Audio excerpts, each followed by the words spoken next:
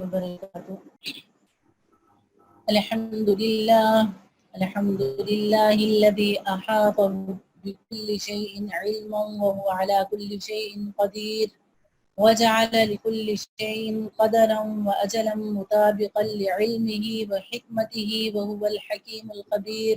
وأشهد أن لا إله إلا الله وحده لا شريك له في الألوهية والخلق والتدبير.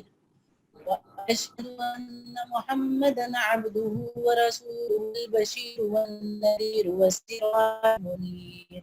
أما بعد، فأعوذ بالله السميع العليم من الشيطان الرجيم. بسم الله الرحمن الرحيم. رب اشرح لي صدري ويسر لي أمري واحلل عقدة من لساني يفقهوا قولي. ربنا زدنا علما وعملا والحقنا بالصالحين.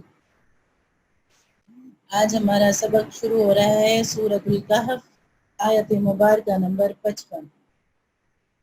وما منع الناس أن يؤمنوا إذ جاءهم الهدى ويستغفروا ربهم إلا أن تأتيهم سنة الأولين أو يأتيهم العذاب قبلا۔ اور جب لوگوں کے پاس ہدایت آ چکی تو آپ اب انہیں ایمان لانے اور اپنے رب سے معافی مانگنے سے اس مطالبے کے سوا کوئی اور چیز نہیں روک رہی کہ ان کے ساتھ بھی پچھلے لوگوں کے جیسے واقعات پیش آ جائیں یا عذاب ان کے بالکل سامنے آ کھڑا ہو۔ وَمَا نُرْسِلُ الْمُرْسَلِينَ إِلَّا مُبَشِّرِينَ وَمُنذِرِينَ وَيُجَادِلُ الَّذِينَ كَفَرُوا بِالْبَاطِلِ لِيُدْحِضُوا بِهِ الْحَقَّ وَاتَّخَذُوا آيَاتِي وَمَا أُنذِرُوا هُزُوًا۔ اور ہم نبیوں کو صرف اس لیے بھیجتے ہیں کہ وہ مومنوں کو خوشخبری دیں اور کافروں کو عذاب سے متنبہ کریں، اور جن لوگوں نے کفر اپنا لیا ہے وہ باطل کا سہارا لے کر جھگڑا کرتے ہیں تاکہ اس کے ذریعے حق کو ڈگمگا دیں، اور انہوں نے میری آیتوں کو اور انہیں جو تنبیہ کی گئی تھی اس کو مذاق بنا رکھا ہے۔ ومن أظلم ممن ذكر بآيات ربه فأعرض عنها ونسي ما قدمت يداه إنا جعلنا على قلوبهم أكنة أن يفقهوه وفي آذانهم وقرا وإن تدعوهم إلى الهدى فلن يهتدوا إذا أبدا۔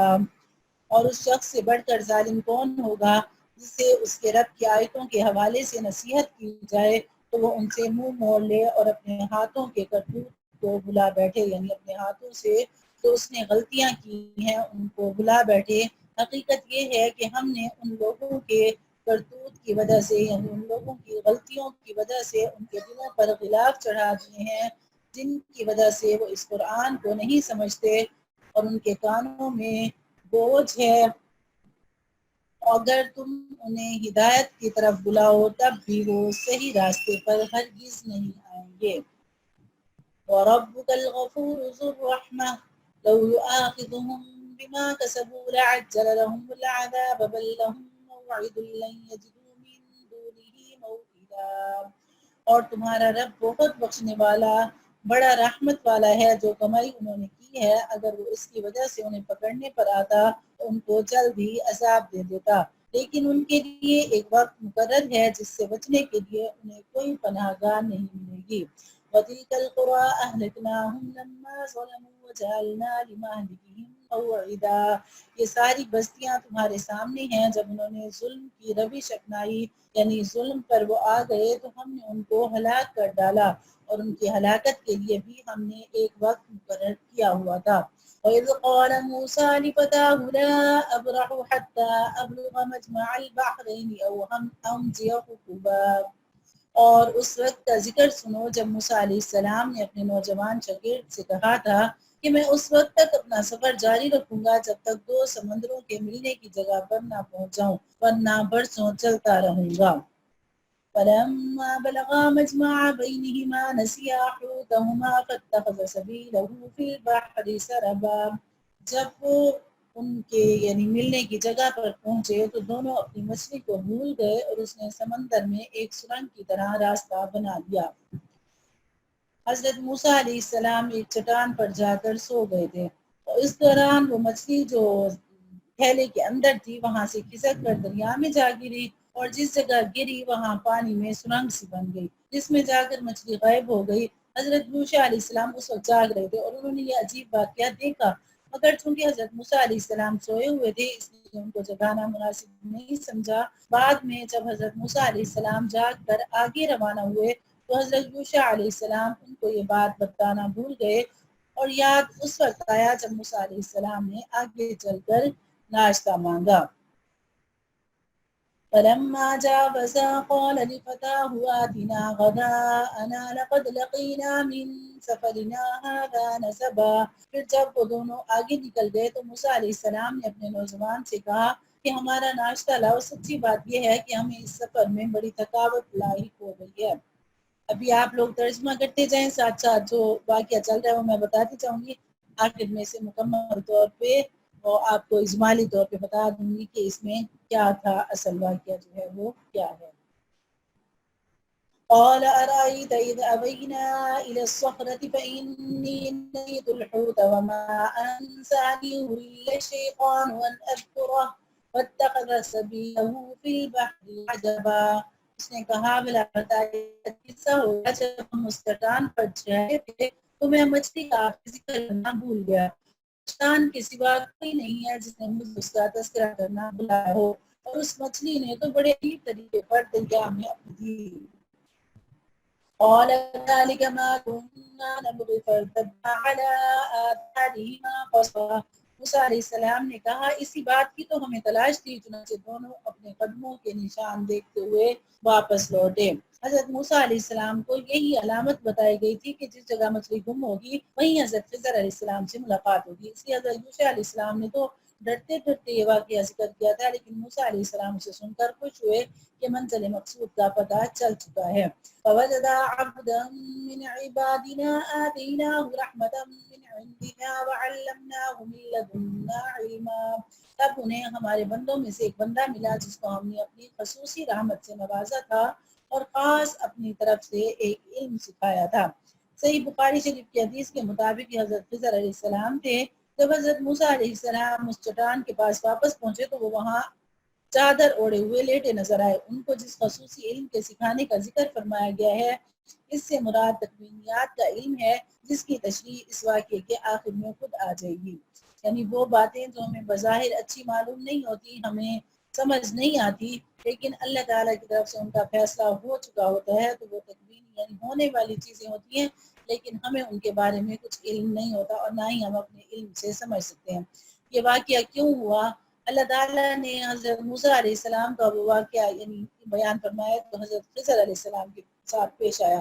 نبی اکرم صلی اللہ علیہ وسلم نے اس واقعے کی تفصیل میں ایک طویل حدیث بیان فرمائی ہے جو صحیح بخاری میں کئی سندوں سے منقول ہے۔ اس حدیث کا خلاصہ یہ ہے کہ ایک مرتبہ حضرت موسیٰ علیہ السلام سے کسی نے یہ سوال کیا کہ اس وقت روئے زمین پر سب سے بڑا عالم کون ہے؟ چونکہ ہر پیغمبر اپنے وقت میں دین کا سب سے بڑا عالم ہوتا ہے، اس لیے سیدنا موسیٰ علیہ السلام نے جواب میں یہی فرما دیا کہ میں ہی سب سے بڑا عالم ہوں۔ اللہ تعالیٰ کو یہ بات پسند نہیں آئی اور حضرت موسیٰ علیہ السلام کو یہ ہدایت دی گئی کہ اس سوال کا صحیح جواب یہ تھا کہ اللہ تعالیٰ ہی بہتر جانتے ہیں کہ سب سے بڑا عالم کون ہے۔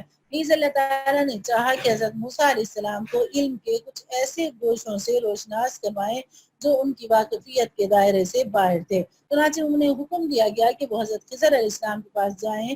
ان کو پتہ یہ بتایا گیا کہ جہاں دو دریا ملتے ہیں وہاں تک سفر کریں اور اپنے ساتھ ایک مچھلی لے جائیں، ایک موقع ایسا آئے گا کہ وہ مچھلی گم ہو جائے گی، بس اسی جگہ انہیں حضرت خضر علیہ السلام مل جائیں گے۔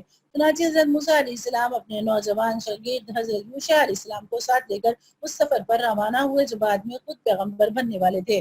آگے کا واقعہ خود قرآن کریم میں آ رہا ہے، البتہ یہاں اتنا سمجھ لینا چاہیے کہ حضرت موسیٰ علیہ السلام کو جو یہ سفر کروایا گیا تھا اس کا ایک مقصد تو یہ ادب سکھانا تھا کہ اپنے آپ کو سب سے بڑا رابعہ جی ادھر آپ کی آواز تیز ہو رہی ہے، وہی والی چیز ہو رہی ہے، تو آپ تھوڑا سا اور سلو کر لیں۔ اچھا، حضرت موسیٰ علیہ السلام کو جو یہ سفر کرایا گیا اس کا ایک مقصد تو یہ ادب سکھانا تھا کہ آپ کو سب سے بڑا عالم اپنے آپ کو کہنا کسی کو بھی زیب نہیں دیتا۔ علم تو ایک نا پید کنارہ یعنی ہے، سمندر ہے جس کا کوئی کنارہ نہیں، یعنی علم ایسا سمندر ہے جس کا کوئی کنارہ نہیں ہے، اور کچھ نہیں کہا جا سکتا کہ کون سا علم کس کے پاس زیادہ ہے۔ اور دوسرا مقصد یہ تھا کہ حضرت موسیٰ علیہ السلام خود آنکھوں سے اس بات کی ایک جھلک دیکھ لیں کہ اللہ تعالیٰ اپنی حکمت اور علم سے اس کائنات کا نظام کس طرح چلا رہے ہیں۔ اس کائنات میں بہت سے ایسے واقعات روزمرہ انسان کے سامنے آتے ہیں جن کا مقصد اس کی سمجھ میں نہیں آتا، حالانکہ کوئی واقعہ اللہ کی کسی نہ کسی حکمت کے بغیر نہیں ہوتا۔ انسان کی نظر چونکہ محدود ہے، اس لیے وہ اس حکمت کو بسا اوقات نہیں سمجھتا، لیکن جس قادر مطلق کے ہاتھ میں پوری کائنات کی باغ دوڑ ہے، وہی جانتا ہے کہ کس وقت کیا واقعہ پیش آنا ہے۔ اب آگے واقعہ خود ترجمے میں آتا جائے گا۔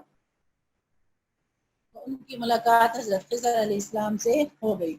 قال له موسى هل اتبعك على ان تعلمني مما علمت رشدا۔ موسیٰ علیہ السلام نے ان سے کہا کیا میں آپ کے ساتھ اس غرض سے رہ سکتا ہوں کہ آپ کو بھلائی کا جو علم عطا ہوا ہے اس کا کچھ حصہ مجھے بھی سکھا دیں۔ قال انك لن تستطيع معي صبرا۔ خضر علیہ السلام نے کہا مجھے یقین ہے کہ آپ میرے ساتھ رہنے پر صبر نہیں کر سکیں گے۔ وَكَيْفَ تَصْبِرُ عَلَى مَا لَمْ تُحِطْ بِهِ خُبْرًا، اور جن باتوں کی آپ کو پوری واقفیت نہیں ان پر آپ صبر کر بھی کیسے سکتے ہیں۔ قَالَ سَتَجِدُنِي إِن شَاءَ اللَّهُ صَابِرًا وَلَا أَعْصِي لَكَ أَمْرًا۔ موسیٰ علیہ السلام نے کہا انشاءاللہ آپ مجھے ثابت پائیں گے اور میں آپ کے کسی حکم کی خلاف ورزی نہیں کروں گا۔ قال فإن اتبعتني فلا تسألني عن شيء حتى أحدث لك منه ذكرا۔ انہوں نے کہا اچھا اگر آپ میرے ساتھ چلتے ہیں تو جب تک میں خود ہی آپ سے کسی بات کا تذکرہ شروع نہ کروں آپ مجھ سے کسی بھی چیز کے بارے میں سوال نہ کریں۔ فانطلقا حتى إذا ركبا في السفينة خرقها قال أخرقتها لتغرق أهلها لقد جئت شيئا إمرا۔ چنانچہ جب دونوں روانہ ہو گئے یہاں تک کہ جب دونوں ایک کشتی میں سوار ہوئے تو انہوں نے یعنی حضرت خضر علیہ السلام نے کشتی میں سوراخ کر دیا۔ موسیٰ بولے آپ نے اس میں سوراخ کر دیا تاکہ ساری کشتی والوں کو ڈبو ڈالیں، یہ تو آپ نے خوفناک کام کیا ہے۔ قال ألم أقل إنك لن تستطيع معي صبرا۔ انہوں نے کہا یعنی خضر علیہ السلام نے کہا کیا میں نے نہیں کہا تھا کہ آپ میرے ساتھ رہ کر صبر نہیں کر سکیں گے۔ قال لا تؤاخذني بما نسيت ولا ترهقني من امری عسرا۔ موسیٰ علیہ السلام نے کہا مجھ سے جو بھول ہو گئی اس پر میری پکڑ نہ کیجیے اور میرے کام کو زیادہ مشکل نہ بنائیے، یعنی ان سے معذرت کر لی۔ فانطلقا حتى اذا لقيا غلاما فقتله قال أقتلت نفسا زكية بغير نفس لقد جئت شيئا نكرا۔ وہ دونوں پھر روانہ ہو گئی یہاں تک کہ ان کی ملاقات ایک لڑکے سے ہوئی تو انہوں نے اس کو قتل کر ڈالا۔ موسیٰ بول اٹھے آپ نے ایک پاکیزہ جان کو ہلاک کر دیا جبکہ اس نے کسی کی جان نہیں لی تھی جس کا بدلہ اس سے دیا جاتا، یہ تو آپ نے بہت ہی برا کہا۔ أقول لك إنك لن تستطيع معي صبرا۔ انہوں نے کہا کیا میں نے آپ سے نہیں کہا تھا کہ آپ میرے ساتھ رہنے پر صبر نہیں کر سکیں گے۔ قال إن سألتك عن شيء بعدها فلا تصاحبني قد بلغت من لدني عذرا۔ موسیٰ علیہ السلام بولے اگر اب میں آپ سے کوئی بات پوچھوں تو آپ مجھے اپنے ساتھ نہ رکھیے، یقیناً آپ میری طرف سے عذر کی حد کو پہنچ گئے ہیں۔ نبی اکرم صلی اللہ علیہ وسلم نے فرمایا کہ اگر ہمارے بھائی موسیٰ علیہ السلام تھوڑا صبر کر لیتے اور اتنی جلدی معذرت نہ کرتے، اصل میں انہیں شرمندگی ہوئی کہ میں ہر دفعہ کہتا ہوں اور پھر مجھ سے غلطی ہو جاتی ہے، تو انہوں نے جلدی سے یہ کہہ دیا کہ اب اگر میں ایسا کروں تو پھر آپ بے شک مجھے اپنے ساتھ نہ رکھیے، آپ مجھے اپنے ساتھ نہ رکھیے، یقیناً آپ میری طرف سے عذر کی حد کو پہنچ گئے ہیں۔ فانطلقا حتى إذا أتيا أهل قرية استطعما أهلها فأبوا أن يضيفوهما فوجدا فيها جدارا يريد أن ينقض فأقاما قال لو شئت لاتخذت عليه أجرا. پھر وہ دونوں روانہ ہو گئے یہاں تک کہ جب ایک بستی والوں کے پاس پہنچے اور اس کے رہنے والوں سے کھانا مانگا تو ان لوگوں نے ان کی مہمانی کرنے سے انکار کر دیا. پھر انہیں وہاں ایک دیوار ملی جو گرنا ہی چاہتی تھی، مطلب جھکی ہوئی تھی. انہوں نے اسے صحیح کر دیا، اس کی مرمت کر دی. موسیٰ علیہ السلام نے کہا اگر آپ چاہتے تو اس کام پر کچھ اجرت لے لیتے، یعنی ہم کھانا ہی کھا لیتے، انہوں نے ہمیں کھانا نہیں کھلایا. قال هذا فراق بيني وبينك سأنبئك بتأويل ما لم تستطع عليه صبرا. انہوں نے کہا کہ لیجیے میرے اور آپ کے درمیان جدائی کا وقت آ گیا، اب میں آپ کو ان باتوں کا مقصد بتائے دیتا ہوں جن پر آپ سے صبر نہیں ہو سکا. أما السفينة فكانت لمساكين يعملون في البحر فأردت أن أعيبها وكان وراءهم ملك يأخذ كل سفينة غصبا. جہاں تک کشتی کا تعلق ہے وہ کچھ غریب آدمیوں کی تھی جو دریا میں مزدوری کرتے تھے. میں نے چاہا کہ اس میں کوئی عیب پیدا کر دوں کیونکہ ان کے آگے ایک بادشاہ تھا جو ہر اچھی کشتی کو زبردستی چھین کر رکھ لیا کرتا تھا.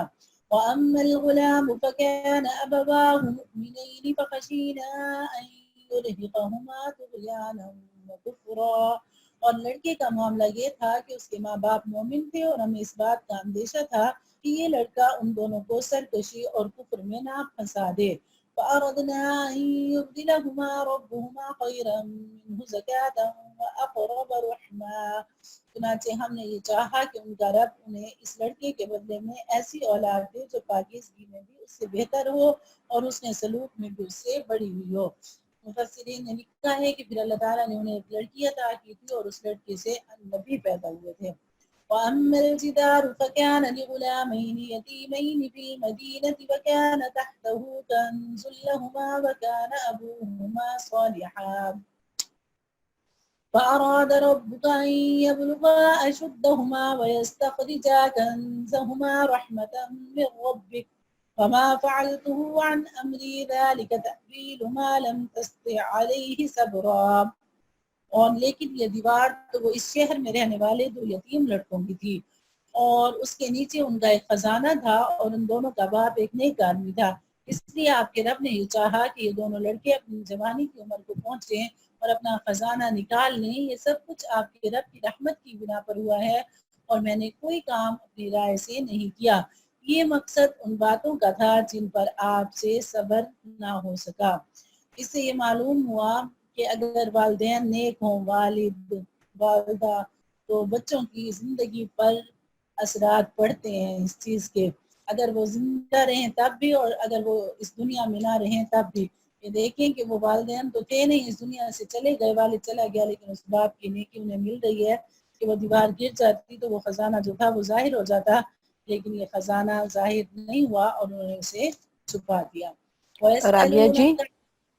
رابعہ جی آپ کی ہے نا اس وقت لوکیشن جو بھی ہے نا تو اتنی آپ کی آواز کی ہے نا کوالٹی اچھی نہیں ہے، تو ریکارڈنگ میں یہ ایشو پھر رہے گا. میری آواز جی وہ ہے نا تھوڑا سا ٹھیک نہیں آ وائبریٹ رہی ٹائپ، میری آواز؟ مطلب ہاں وہ تھوڑا سا کچھ ایشو سا ہو رہا ہے کہ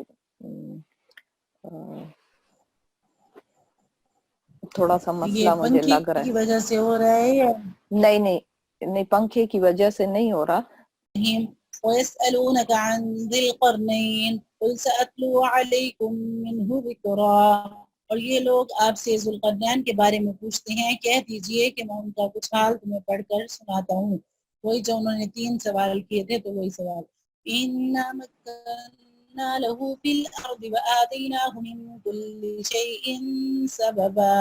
واقعہ یہ ہے کہ ہم نے ان کو زمین میں اقتدار بخشا تھا اور انہیں ہر کام کے وسائل عطا کیے تھے. فَأَتْبَعَ سَبَبًا، جس کے نتیجے میں وہ ایک راستے کے پیچھے چل پڑے. حَتَّى إِذَا بَلَغَ مَغْرِبَ الشَّمْسِ وَجَدَهَا تَغْرُبُ فِي عَيْنٍ حَمِيَةٍ وَوَجَدَ عِندَهَا قَوْمًا قلنا يا ذا القرنين إما أن تعذب وإما أن تتخذ فيهم حسنا. یہاں تک کہ جب وہ سورج کے ڈوبنے کی جگہ پہنچے تو انہیں دکھائی دیا کہ وہ ایک دلدل جیسے سیاہ چشمے میں ڈوب رہا ہے. وہاں انہیں ایک قوم ملی. ہم نے ان سے کہا اے ذوالقرنین تمہارے پاس دو راستے ہیں، یا تو ان لوگوں کو سزا دو یا پھر ان کے معاملے میں اچھا رویہ اختیار کرو. ان کے پہلے سفر کا ذکر ہے اور مطلب یہ ہے کہ اس وقت مغرب میں دنیا کی جو آخری آبادی تھی ذوالقرنین وہاں تک پہنچے. وہ ایک ایسی جگہ تھی کہ اس کے بعد کوئی آبادی نہیں تھی اور حد نظر تک سمندر پھیلا ہوا تھا اور سمندر کی شکل بھی ایک سیاہ رنگ کی دلدل جیسی تھی. اور شام کے وقت جب سورج غروب ہوتا تو دیکھنے والے کو ایسے لگتا جیسے وہ ایک دلدل نما چشمے میں ڈوب رہا ہے. اس علاقے میں کافر لوگ آباد تھے اور حضرت ذوالقرنین نے اسے فتح کر دیا تھا. اللہ تعالیٰ نے ان سے فرمایا کہ اگر تم چاہو تو دوسرے فاتحوں کی طرح تم بھی ان لوگوں کو قتل عام کر کے تکلیف میں مبتلا کر سکتے ہو، اور اگر چاہو تو ان کے ساتھ اچھا رویہ اختیار کر سکتے ہو. دوسری صورت کو اچھا رویہ قرار دے کر اللہ تعالیٰ نے اشارہ فرما دیا کہ یہ صورت بہتر ہے. ذوالقرنین کے بارے میں یہ بات یقینی نہیں ہے کہ وہ پیغمبر تھے یا نہیں. اگر وہ پیغمبر تھے تو اللہ تعالیٰ نے یہ بات ان سے براہ راست وحی کے ذریعے فرمائی ہوگی، اور اگر وہ پیغمبر نہیں تھے تو ان کو اس زمانے کے کسی پیغمبر کے ذریعے یہ بات پہنچائی ہوگی، اور یہ بھی ممکن ہے کہ وحی کے بجائے الہام کے ذریعے ان کے دل میں یہ بات ڈالی ہو. اب کیسی آواز؟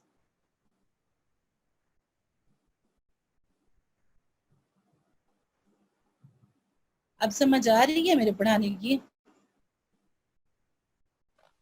جی جی انشاءاللہ آپ کنٹینیو کریں. قال أما من ظلم فسوف نعذبه ثم يرد إلى ربه فيعذبه عذابا نكرا. انہوں نے کہا کہ ان میں سے جو کوئی ظلم کا راستہ اختیار کرے گا اسے تو ہم سزا دیں گے، پھر اسے اپنے رب کے پاس پہنچا دیا جائے گا اور وہ اسے سخت عذاب دے گا. وَأَمَّا مَنْ آمَنَ وَعَمِلَ صَالِحًا فَلَهُ جَزَاءً الْحُسْنَى وَسَنَقُولُ لَهُ مِنْ أَمْرِنَا يُسْرًا.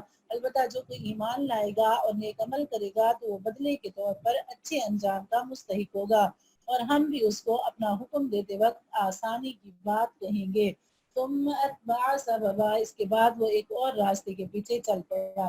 حتى اذا بلغ مطلع الشمس وجدها تطلع على قوم لم نجعل لهم من دونها سترا.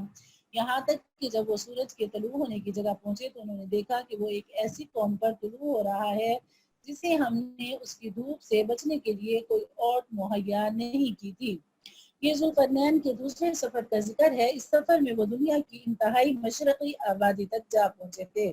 یہاں کچھ غیر متمدن لوگ رہتے تھے، ان میں مکان بنانے اور چھتیں ڈالنے کا دستور نہیں تھا. سب کھلے میدان میں رہتے تھے، اس لیے دھوپ کے بچاؤ کے لیے کوئی اور نہیں تھی بلکہ سورج کی کرنیں ان پر براہ راست پڑتی تھی. كذلك وقد أحطنا بما لديه خبرا. یہاں تک کہ ذوالقرنین کے پاس جو کچھ سامان تھا ہمیں اس کی یعنی پوری خبر تھی جب وہ وہاں پر پہنچے.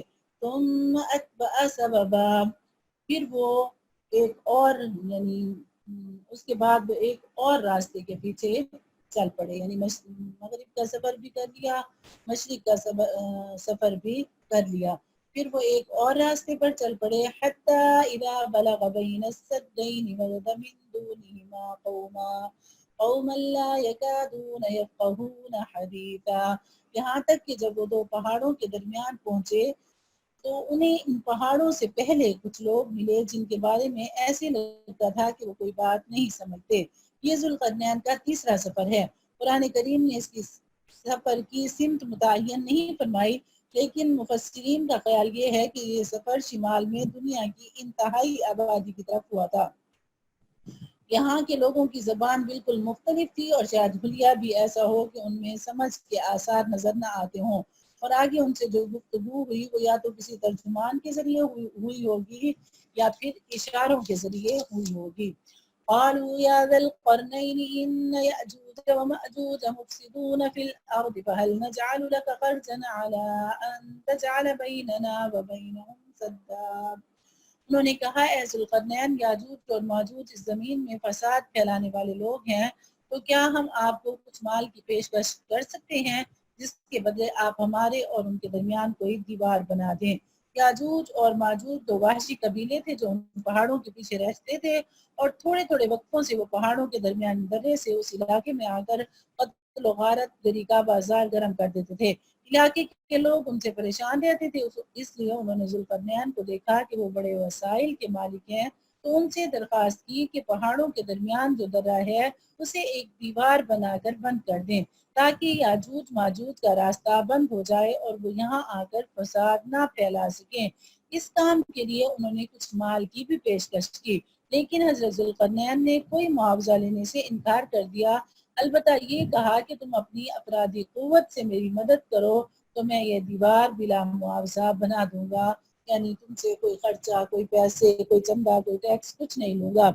قال ما مكنني فيه ربي خير فاعينوني بقوة أجعل بينكم وبينهم ردما۔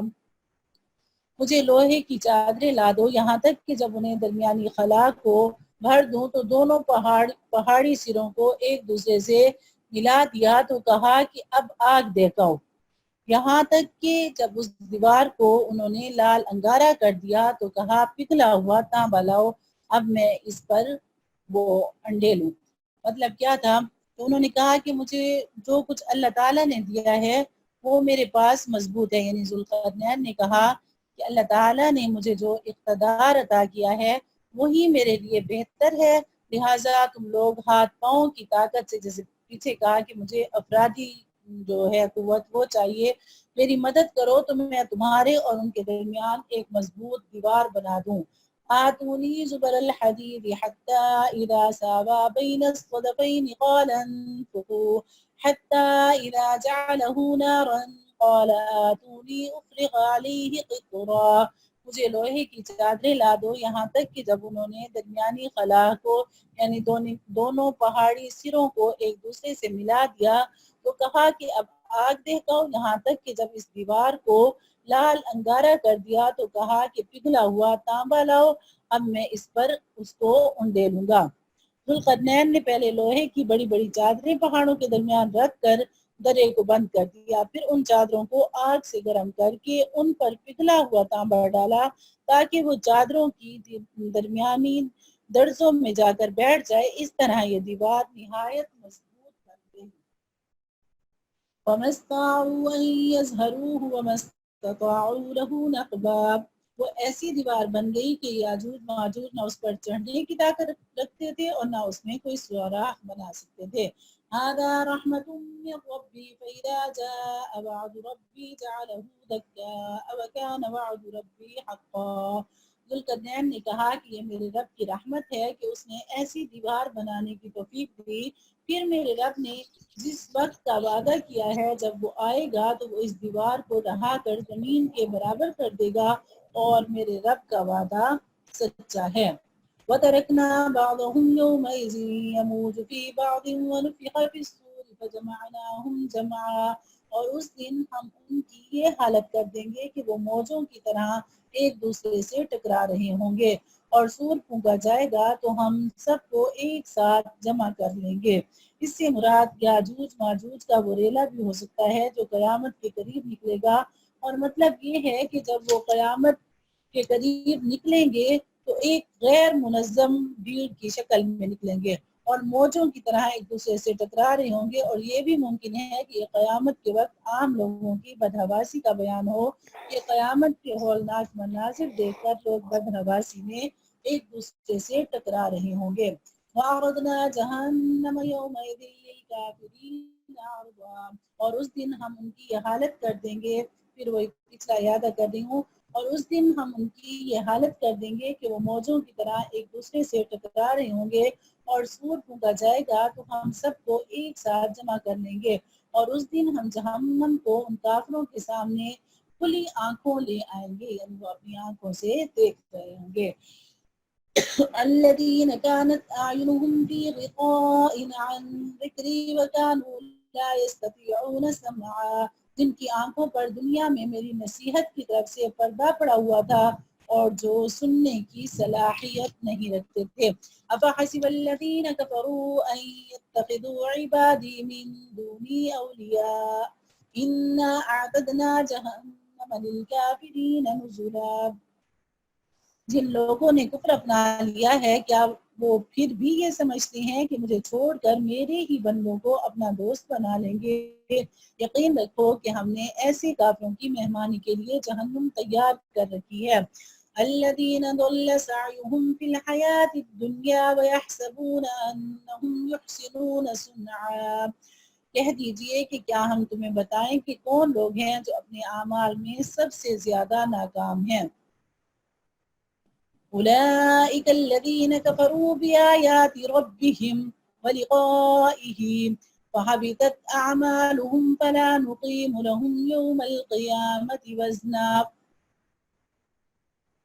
الذين ضل سعيهم في الحياة الدنيا। ये वो लोग हैं कि दुनियावी जिंदगी में उनकी सारी दौड़ धूप सीधे रास्ते से भटकी रही और वो ये समझते रहे कि वो बहुत अच्छा काम कर रही हैं। यानी दुनिया में जो भी ये काम करते रहे, अपनी आखिरत को बर्बाद करने के लिए करते रहे, लेकिन मेहनत की, मुशक्क़त की और इन्होंने ये समझा कि हम बहुत अच्छा काम कर रहे हैं। यानी उनकी नज़रों में उनके जो गलत काम थे उनको शैतान ने अच्छा करके उन्हें दिखाया।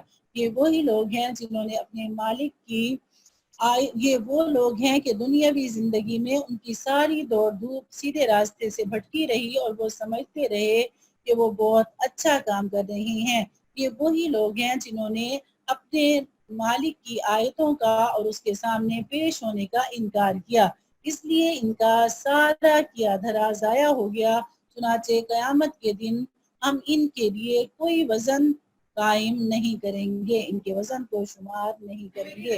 ذلك جزاؤهم जहन्नम,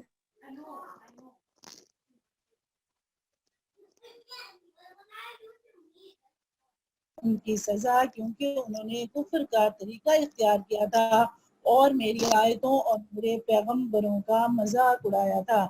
इन्नल्लज़ीना आमनू व अमिलुस्सालिहाति कानत लहुम जन्नातुल फिरदौसी नुज़ुला। दूसरी तरफ जो लोग ईमान लाए हैं और जिन्होंने नेक अमल किए हैं, उनकी मेहमानी के लिए बेशक फिरदौस के बाग होंगे। खालिदीन फीहा ला यबगून अन्हा हिवला, जिनमें वो हमेशा रहेंगे और वो वहां से कहीं और जाना नहीं चाहेंगे।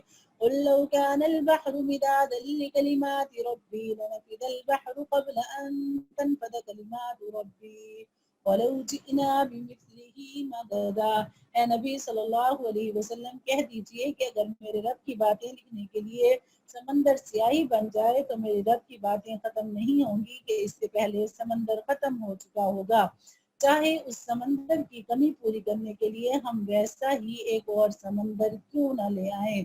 قل انما انا بشر مثلكم يوحى الي انما الهكم اله واحد فمن كان يرجو لقاء ربه فليعمل عملا صالحا ولا يشرك بعبادة ربه احدا۔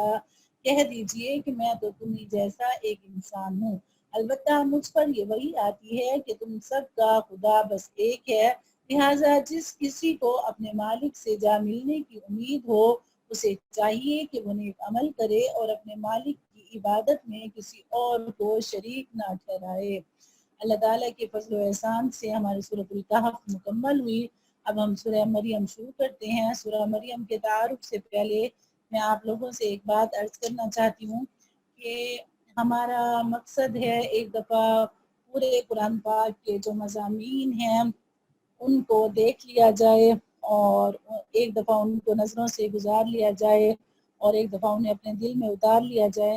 تو شائستہ جی کی یہ خواہش تھی کہ پورے قرآن پاک کی تلاوت بھی ساتھ ہو، اور میں بھی اس بات میں ان کے ساتھ تھی، لیکن میں نے یہ اندازہ لگایا ہے کہ اگر ہم تلاوت کو پوری کو جاری رکھتے ہیں تو پھر ہمارا سبق تھوڑا ہوتا ہے، اور میں یہ چاہتی ہوں کہ 20 رمضان المبارک یا 21 تک ہمارا قرآن پاک مکمل ہو جائے تاکہ جو آخری اشرا ہے وہ عبادت کے لیے خاص ہو جائے۔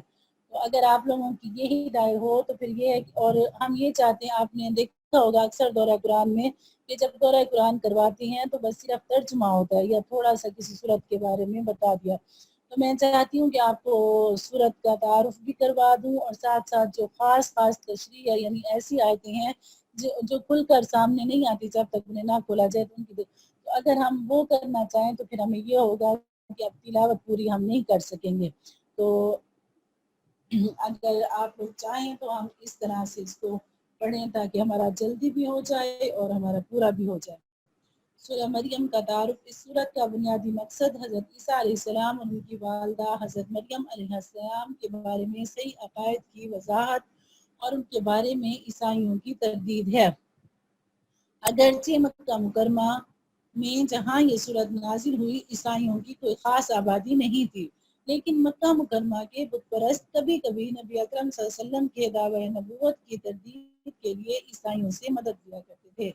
इसके अलावा बहुत से सहाबा कुफार मक्का के मजालिम से तंग आकर हबशा की तरफ हिजरत कर रहे थे, जहाँ ईसाई मजहब की हुक्मरानी थी। इसलिए ज़रूरी था कि मुसलमान हज़रत ईसा, हज़रत मरियम, हज़रत ज़करिया, हज़रत याह्या अलैहिस्सलाम की सही हकीकत से वाकिफ हों। चुनांचे इस सूरत में इन हज़रात के वाक़यात उसी सियाक़ व सबाक़ में बयान हुए हैं, और चूँकि ये वाज़ेह करना था कि हज़रत ईसा अलैहिस्सलाम खुदा के बेटे नहीं हैं जैसा कि ईसाइयों का अक़ीदा है, बल्कि वो अंबिया किराम ही के मुक़द्दस सिलसिले की एक कड़ी हैं। इसलिए बाज़ दूसरे अंबिया किराम अलैहिमुस्सलाम का भी तज़किरा, मुख्तसर तज़किरा इस सूरत में आया है, लेकिन हज़रत ईसा अलैहिस्सलाम की मौजज़ाना विलादत और उस वक्त हज़रत मरियम अलैहिस्सलाम की कैफियत सबसे ज़्यादा तफसील के साथ इस सूरत में बयान हुई है, इसलिए इसका नाम सूरह मरियम रखा गया है। सूरह मरियम मक्का मुकरमा में नाजिल हुई। इसकी 98 आयतें और 6 रकू हैं। बिस्मिल्लाहिर्रहमानिर्रहीम। काफ हा या ऐन सॉद। ये हुरूफ मुक़त्तआत में से है। इनका तर्जुमा अल्लाह ताला को मालूम है, और अगर नबी अकरम सल्लल्लाहु अलैहि वसल्लम को मालूम था भी तो उन्होंने किसी हिकमत की वजह से हमें नहीं बताया। ज़िक्र रहमति रब्बिका अब्दहू ज़करिया। ये तज़किरा है उस रहमत का जो तुम्हारे रब ने अपने बंदे ज़करिया पर की थी। इज़ नादा रब्बहू निदाअन खफ़िया। ये उस वक्त की बात है जब उन्होंने अपने रब को आहिस्ता आहिस्ता आवाज में पुकारा था। क़ाल रब्बी इन्नी वहनल अज़्मु मिन्नी वश्तअल अर्रअसु शैबन वलम अकुन बिदुआइका रब्बि शक़िय्या। उन्होंने कहा था, मेरे रब, मेरी हड्डियां तक कमजोर हो गई हैं और सर बुढ़ापे की सफेदी से भड़क उठा है, और मेरे रब ने आपसे दुआ मांगकर कभी नामुराद नहीं हुआ। वइन्नी खिफ्तुल मवालिय मिन वराई। और मुझे अपने बाद अपने चचाजाद भाइयों का अंदेशा लगा हुआ है, और मेरी बीवी बांझ है, लिहाजा आप खास अपने पास से मुझे एक ऐसा वारिस अता कर दीजिए यरिथुनी व यरिथु मिन आलि याकूब, जो मेरा भी वारिस हो और याकूब अलैहिस्सलाम की औलाद से भी मीरास पाए, और या रब उसे ऐसा बनाइए जो खुद आपका पसंदीदा हो। या ज़करिया इन्ना नुबश्शिरुका बिग़ुलामिन इस्मुहु यहया। आवाज आई कि ए ज़करिया, हम तुम्हें एक ऐसे लड़के की खुशखबरी देते हैं जिसका नाम यहया होगा। इससे पहले हमने उसके नाम का कोई और शख्स पैदा नहीं किया। क़ाल रब्बि अन्ना यकूनु ली ग़ुलामुन व कानत इम्राअती आक़िरा। ज़करिया अलैहिस्सलाम ने अर्ज़ की, मेरे रब, मेरे यहाँ लड़का किस तरह पैदा होगा जबकि मेरी बीवी बांझ है और मैं बुढ़ापे से इस हाल को पहुँच गया हूँ कि मेरा जिस्म सूख चुका है। क़ाल कज़ालिक, कहा, हाँ ऐसा ही होगा। तुम्हारे रब ने फरमाया है, ये तो मेरे लिए मामूली बात है, और उससे पहले मैंने तुम्हें पैदा किया था जब तुम कुछ भी नहीं थे। क़ाल रब्बि इजअल ली आया। ज़करिया अलैहिस्सलाम ने कहा, मेरे रब, मेरे लिए कोई निशानी मुकर्रर फरमा दीजिए। फरमाया, तुम्हारी निशानी ये है कि तुम सेहतमंद होने के बावजूद 3 रात तक लोगों से बात ना कर सकोगे। फ़ख़रज अला क़ौमिही मिनल मिहराब फ़अौहा इलैहिम अन सब्बिहू बुक्रतन व अशिय्या। चुनांचे वो इबादतगाह से निकल कर अपनी कौम के सामने आए और उनको इशारे से हिदायत की कि तुम लोग सुबह और शाम अल्लाह की तस्बीह किया करो। या यहया खुदिल किताब बिक़ुव्वा। फिर जब याह्या पैदा होकर बड़े हो गए तो हमने उनसे फरमाया, ए याह्या, किताब को मजबूती से थाम लो, और हमने बचपन ही में उनको दानाई अता कर दी थी। किताब से मुराद तौरात है, और मजबूती के साथ थामने का मतलब ये है कि इस पर खुद भी पूरा पूरा अमल करो اور دوسروں کو بھی اس کی تلقین کرو۔ وَحَنَانًا مِّن لَّدُنَّا وَزَكَاةً وَكَانَ تَقِيًّا، اور خاص اپنے پاس سے نرم دلی اور پاکیزگی بھی، اور وہ بڑے پرہیزگار تھے۔ وَبَرًّا بِوَالِدَيْهِ وَلَمْ يَكُن جَبَّارًا عَصِيًّا، اور اپنے والدین کی خدمت گزاری کرنے والے، اور وہ سرکش نہیں تھے، نہ نافرمان تھے۔ وَسَلَامٌ عَلَيْهِ يَوْمَ وُلِدَ وَيَوْمَ يَمُوتُ وَيَوْمَ يُبْعَثُ حَيًّا، اور اللہ تعالیٰ کی طرف سے سلام ہے ان پر، اس دن بھی جس روز وہ پیدا ہوئے، اس دن بھی جس روز انہیں موت آئے گی، اور اس دن بھی جس روز انہیں زندہ کر کے دوبارہ اٹھایا جائے گا۔ وَاذْكُرْ فِي الْكِتَابِ مَرْيَمَ، اور اس کتاب میں مریم کا بھی تذکرہ کرو، اس وقت کا تذکرہ جب وہ اپنے گھر والوں سے علیحدہ ہو کر اس جگہ چلی گئیں جو مشرق کی طرف واقع تھا۔ فَاتَّخَذَتْ مِن دُونِهِمْ حِجَابًا، پھر انہوں نے ان لوگوں کے اور اپنے درمیان ایک پردہ ڈال دیا۔ اس موقع پر ہم نے ان کے پاس اپنی روح یعنی ایک فرشتے کو بھیجا جو ان کے سامنے ایک مکمل انسان کی صورت میں ظاہر ہوا، یعنی وہ گئی وہاں پر عبادت کے لیے تھی، علیحدہ بیٹھ کر وہ عبادت کرنا چاہتی تھی، اس لیے انہوں نے پردہ لٹکایا تھا۔ قالت انی اعوذ بالرحمن منک ان کنت تقیا، مریم نے کہا میں تم سے خدا رحمان کی پناہ مانگتی ہوں، اگر تم میں خدا کا خوف ہے تو یہاں سے ہٹ جاؤ، یعنی ڈر گئی اور پریشان ہو کر گڑ گڑانے لگی۔ قال انما انا رسول ربک، فرشتے نے کہا میں تو تمہارے رب کا بھیجا ہوا فرشتہ ہوں، اور اس لیے آیا ہوں تاکہ تمہیں ایک پاکیزہ لڑکا دوں۔ قالت انا يكون لي غلام ولم يمسسني بشر ولم أك بغيا، مریم نے کہا میرے لڑکا کیسے ہو جائے گا جبکہ مجھے کسی بشر نے چھوا تک نہیں، اور نہ میں کوئی بدکار عورت ہوں۔ قال كذلك قال ربك هو علي هين، فرشتے نے کہا ایسا ہی ہو جائے گا، تمہارے رب نے فرمایا ہے یہ میرے لیے ایک معمولی بات ہے، اور ہم یہ کام اس لیے کریں گے تاکہ اس لڑکے کو لوگوں کے لیے اپنی قدرت کی ایک نشانی بنائیں اور اپنی طرف سے رحمت کا مظاہرہ کریں، اور یہ بات پوری طرح طے ہو چکی ہے۔ فَحَمَلَتْهُ فَانْتَبَذَتْ بِهِ مَكَانًا قَصِيًّا، پھر ہوا یہ کہ مریم کو اس بچے کا حمل ٹھہر گیا، اور جب ولادت کا وقت قریب آیا تو وہ اس کو لے کر لوگوں سے الگ ایک دور مقام پر چلی گئیں۔ فَأَجَاءَهَا الْمَخَاضُ إِلَى جِذْعِ النَّخْلَةِ، پھر زچگی کے درد نے یعنی درد ذہن نے انہیں ایک کھجور کے درخت کے پاس پہنچا دیا۔ وہ کہنے لگی کاش کہ میں اس سے پہلے ہی مر گئی ہوتی اور مر کر بھولی بسری ہو جاتی۔ ایک پاک باز عورت کو کمارے پن میں بچہ پیدا ہونے کے تصور سے جو بے چینی ہو سکتی ہے وہ ظاہر ہے، اگرچہ عام حالات میں موت کی تمنا کرنا منع ہے، لیکن کسی دینی نقصان کے اندیشے سے ایسی تمنا منع نہیں ہے، اور ایسا لگتا ہے کہ شدید بے چینی کے عالم میں حضرت مریم علیہ السلام کو فرشتے کی دی ہوئی بشارتوں کی طرف وقتی طور سے دھیان نہیں رہا، اس لیے بے ساختہ یہ کلمات ان کے منہ سے نکلے۔ فَنَادَاهَا مِن تَحْتِهَا أَلَّا تَحْزَنِي، پھر فرشتے نے ان کے نیچے ایک جگہ سے انہیں آواز دی کہ غم نہ کرو، تمہارے رب نے تمہارے نیچے ایک چشمہ پیدا کر دیا ہے۔ وَهُزِّي إِلَيْكِ بِجِذْعِ النَّخْلَةِ تُسَاقِطْ عَلَيْكِ رُطَبًا جَنِيًّا، اور کھجور کے تنے کو اپنی طرف ہلاؤ، اس میں پکی ہوئی تازہ کھجوریں تم پر جھڑیں گی۔ حالانکہ کتنا مضبوط درخت ہوتا ہے، لیکن اللہ کے حکم سے کہ بس آپ اس کو ہاتھ لگائیے ہلائیے، بھلا کوئی عورت ہلا سکتی ہے کھجور کے درخت کو، لیکن اللہ کا حکم تھا کہ آپ ہلائیں گی تو یہاں سے تازہ کھجوریں گریں گی۔ وَكُلِي وَاشْرَبِي وَقَرِّي عَيْنًا، اب کھاؤ اور پیو اور آنکھیں ٹھنڈی رکھو، اور اگر لوگوں میں سے کسی کو آتا دیکھو تو اشارے سے کہہ دینا آج میں نے خدا رحمان کے لیے ایک روزے کی منت مانی ہے، اس لیے میں کسی بھی انسان سے بات نہیں کروں گی۔ بعض پچھلی شریعتوں میں بات چیت نہ کرنے کا روزہ رکھنا بھی عبادت کی ایک شکل تھی، جو نبی اکرم صلی اللہ علیہ وسلم کی شریعت میں منسوخ ہو گئی، اب ایسا روزہ رکھنا جائز نہیں۔ اللہ تعالیٰ کی طرف سے ان کو یہ ہدایت دی گئی کہ وہ ایسے روزے کی منت مان کر روزہ رکھ لیں، اور کوئی بات کرنا چاہے تو اسے اشاروں سے بتا دیں کہ میں نے روزہ رکھا ہوا ہے، تاکہ خام خواہ لوگوں کے سوال و جواب سے مزید تکلیف میں نہ پڑ جائیں۔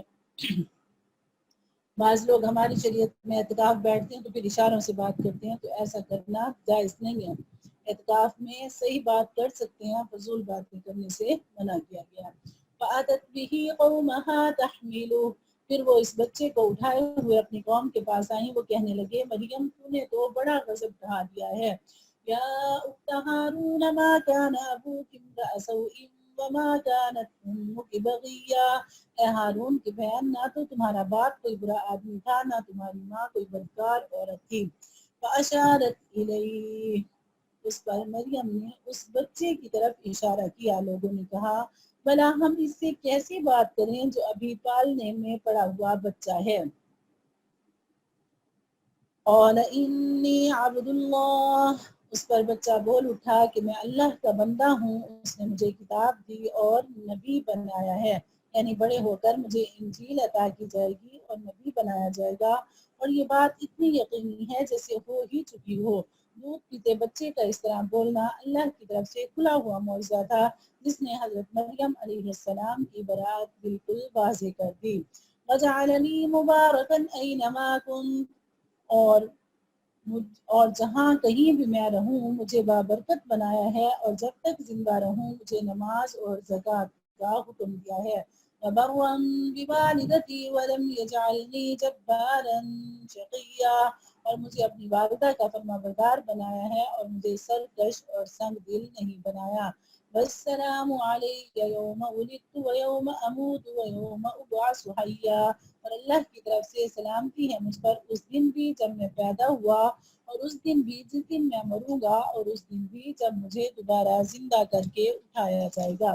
ذلك عیسی ابن مریم قول الحق الذی فیہ یمترون، یہ ہیں عیسیٰ بن مریم، ان کی حقیقت کے بارے میں سچی بات یہ ہے کہ جس میں لوگ جھگڑ رہے ہیں۔ ما كان للہ ان يتخذ من ولد سبحانہ اذا قضى امرا فانما يقول له كن فيكون، اللہ کی یہ شان نہیں ہے کہ وہ کوئی بیٹا بنائے، اور اس کی ذات پاک ہے، جب وہ کسی بات کا فیصلہ کر لیتا ہے تو بس اس سے یہ کہتا ہے کہ ہو جا، چنانچہ وہ ہو جاتی ہے۔ وَإِنَّ اللَّهَ رَبِّي وَرَبُّكُمْ، اور اے نبی لوگوں سے کہہ دو کہ یقیناً اللہ میرا بھی رب ہے اور تمہارا بھی رب ہے، اس لیے اس کی عبادت کرو، یہی سیدھا راستہ ہے۔ فَاخْتَلَفَ الْأَحْزَابُ مِن بَيْنِهِمْ، پھر بھی ان میں مختلف گروہوں نے اختلاف ڈال دیا، چنانچہ جس دن یہ ایک زبردست دن کا مشاہدہ کریں گے اس دن ان کی بڑی تباہی ہوگی جنہوں نے کفر کا ارتکاب کیا ہے۔ اسمع بہم وابصر، جس روز یہ ہمارے پاس آئیں گے اس دن یہ کتنے سننے والے اور دیکھنے والے بن جائیں گے، لیکن یہ ظالم آج کھلی گمراہی میں پڑے ہوئے ہیں۔ وَأَنذِرْهُمْ يَوْمَ الْحَسْرَةِ إِذْ قُضِيَ الْأَمْرُ، اور اے نبی صلی اللہ علیہ وسلم ان کو اس پچھتاوے کے دن سے ڈرائیے جب ہر بات کا آخری فیصلہ ہو جائے گا، جبکہ یہ لوگ اس وقت غفلت میں ہیں اور ایمان نہیں لا رہے۔ اِنَّا نَحْنُ نَرِثُ الْأَرْضَ وَمَنْ عَلَيْهَا وَإِلَيْنَا يُرْجَعُونَ، یقین جانو کہ زمین اور اس پر سارے رہنے والوں کے وارث ہم ہی ہوں گے، اور ہماری طرف ہی ان سب کو لوٹایا جائے گا۔ وَاذْكُرْ فِي الْكِتَابِ إِبْرَاهِيمَ، اور اس کتاب میں ابراہیم کا بھی تذکرہ کرو، بے شک وہ سچائی کے خوگر نبی تھے، یعنی سچے نبی تھے۔ اِذْ قَالَ لِأَبِيهِ يَا أَبَتِ لِمَ تَعْبُدُ مَا لَا يَسْمَعُ وَلَا يُبْصِرُ وَلَا يُغْنِي عَنكَ شَيْئًا، یاد کرو جب انہوں نے اپنے باپ سے کہا تھا ابا جان آپ ایسی چیزوں کی کیوں عبادت کرتے ہیں جو نہ سنتی ہیں نہ دیکھتی ہیں اور نہ آپ کا کوئی کام کر سکتی ہیں۔ یا ابت انی قد جاءنی من العلم ما لم یأتک فاتبعنی اہدک صراطا سویا، ابا جان میرے پاس ایک ایسا علم آیا ہے جو آپ کے پاس نہیں آیا، اس لیے میری بات مان لیجئے، میں آپ کو سیدھا راستہ بتاؤں گا۔ یا ابت لا تعبد الشیطان، اے میرے ابا جان شیطان کی عبادت نہ کیجیے، یقین جانیے کہ شیطان خدائے رحمان کا نافرمان ہے۔ یا ابت انی اخاف ان یمسک عذاب من الرحمن، اے میرے ابا جان مجھے ڈر لگتا ہے کہ خدا رحمان کی طرف سے آپ کو کوئی عذاب نہ آ پکڑے جس کے نتیجے میں آپ شیطان کے ساتھی بن کر رہ جائیں۔ قال أراغب أنت عن آلهتي يا إبراهيم. ان کے باپ نے کہا ابراہیم کیا تم میرے خداؤں سے بیزار ہو؟ یاد رکھو کہ اگر تم باز نہ آئے تو میں تم پر پتھر برساؤں گا اور اب تم ہمیشہ کے لیے مجھ سے دور ہو جاؤ. قال سلام علیک. ابراہیم علیہ السلام نے کہا میں آپ کو رخصت کا سلام کرتا ہوں. میں اپنے رب سے آپ کی بخشش کی دعا کروں گا، بے شک وہ مجھ پر بڑا مہربان ہے. وَأَعْتَزِلُكُمْ وَمَا تَدْعُونَ مِن دُونِ اللَّهِ وَأَدْعُو رَبِّي. اور میں آپ لوگوں سے بھی الگ ہوتا ہوں اور اللہ کو چھوڑ کر آپ لوگ جن جن کی عبادت کرتے ہیں ان سے بھی، اور میں اپنے رب کو پکارتا ہوں. مجھے پوری امید ہے کہ اپنے رب کو پکار کر میں نا امید نہیں رہوں گا. فَلَمَّا اعْتَزَلَهُمْ وَمَا يَعْبُدُونَ مِن دُونِ اللَّهِ. چنانچہ جب وہ ان سے اور ان بتوں سے الگ ہو گئے جنہیں وہ اللہ کی بجائے پکارا کرتے تھے، تو ہم نے انہیں اسحاق اور یعقوب جیسی اولاد بخشی اور ان میں سے ہر ایک کو نبی بنایا. جتنی بڑی قربانی تھی اللہ تعالیٰ نے اتنا بڑا عہدہ دیا، اتنا بڑا کام دیا. وَوَهَبْنَا لَهُم مِّن رَّحْمَتِنَا وَجَعَلْنَا لَهُمْ لِسَانَ صِدْقٍ عَلِيًّا. اور ان کو اپنی رحمت سے نوازا اور انہیں اونچے درجے کی نیک نامی عطا کی. وَاذْكُرْ فِي الْكِتَابِ مُوسَىٰ. اور اس کتاب میں موسیٰ کا بھی تذکرہ کرو، بے شک وہ اللہ کے چنے ہوئے بندے تھے اور رسول اور نبی تھے. حضرت موسیٰ اور حضرت ہارون علیہ السلام کا مفصل واقعہ آگے آ رہا ہے. پیچھے بھی ہم کافی ان کے بارے میں پڑھ کر آئے ہیں. وَنَادَيْنَاهُ مِن جَانِبِ الطُّورِ الْأَيْمَنِ وَقَرَّبْنَاهُ نَجِيًّا.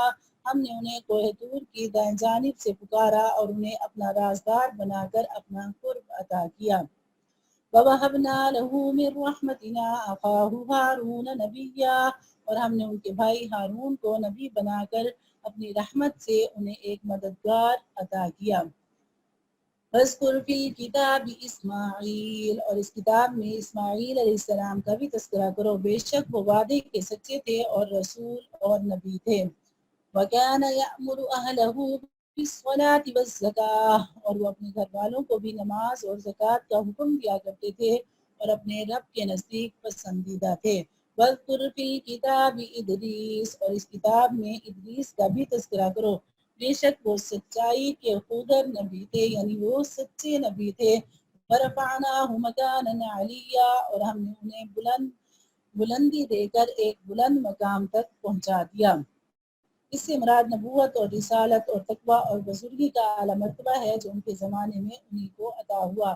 بائبل میں ان کے بارے میں یہ بیان کیا گیا ہے کہ اللہ تعالیٰ نے انہیں زندہ آسمان پر اٹھا لیا تھا.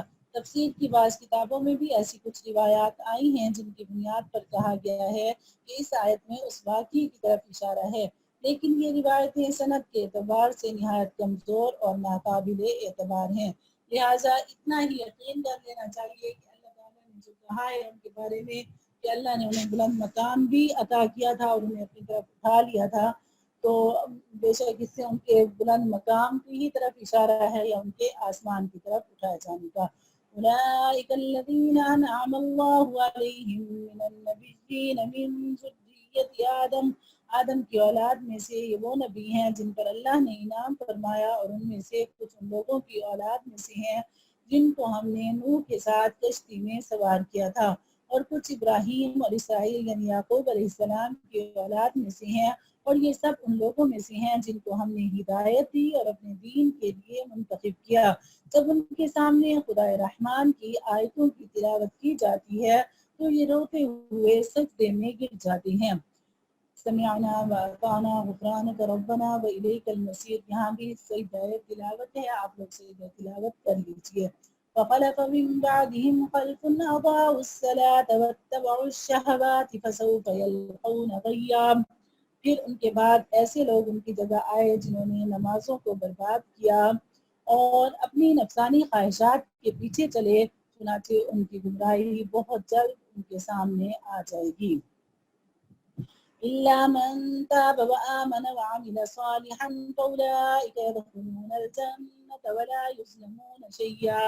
البتہ البتہ جن لوگوں نے توبہ کر لی اور ایمان لے آئے اور نیک عمل کیے تو ایسے لوگ جنت میں داخل ہوں گے اور ان پر ذرا بھی ظلم نہ ہوگا۔ جنات عدن التي وعد الرحمن عباده بالغیب، ان کا داخلہ ایسے ہمیشہ باقی رہنے والے باغات میں ہوگا جن کا خدائے رحمان نے اپنے بندوں سے ان کے دیکھے بغیر وعدہ کر رکھا ہے، یقیناً اس کا وعدہ ایسا ہے کہ یہ اس تک ضرور پہنچیں گے۔ لا يسمعون فيها لغوا الا سلاما، وہ اس میں سلامتی کی باتوں کے سوا کوئی لغو بات نہیں سنیں گے، بیکار بات نہیں سنیں گے، اور وہاں ان کا رزق انہیں صبح و شام ملا کرے گا۔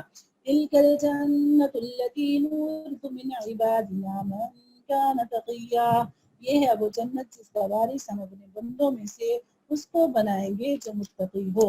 وما نتنزل الا بامر ربک، اور فرشتے تم سے کہتے ہیں کہ ہم آپ کے رب کے حکم کے بغیر اتر کر نہیں آتے، جو کچھ ہمارے آگے ہے اور جو کچھ ہمارے پیچھے ہے اور جو کچھ ان کے درمیان ہے وہ سب اس کی ملکیت ہے، اور تمہارا رب ایسا نہیں جو بھول جایا کرے۔